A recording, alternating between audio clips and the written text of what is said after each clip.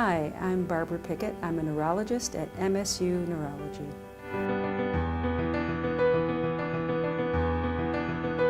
So I went to medical school in Antwerp, Belgium, and did my residency both in neurology there as well as neurorevalidation. Before I started at MSU recently, I worked in Grand Rapids as the director of Parkinson's and movement disorders, as well as Parkinson's movement disorders research. I have a lot of respect for the research that's going on at MSU. There are some remarkable colleagues here who have a good understanding of patients and provide medicine in a very humanistic way.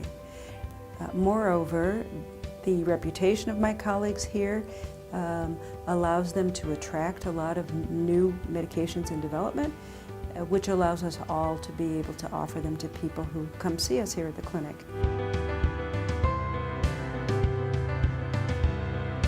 Through my work in clinical pharmacological or drug studies that I started in the early 90s, I sort of grew up with that evolution. I grew up not only with the development of drugs and learning how to offer drugs to whom, what class of drugs would be best for this particular person. Also, I, in that way, got to know Parkinson's in particular very closely, to be able to interpret symptoms and then be able to judge what type of medication would be best for that specific person.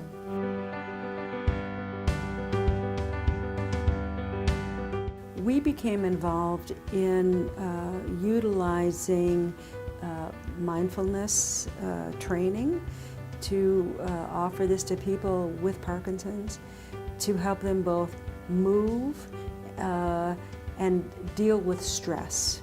So oftentimes when we have something that's wrong with us, we grab for the medications. And when I say we, I mean the white coats as well as the people that are in the room with us. We're finding that when we have Parkinson's, we can be more healthy if we make lifestyle changes.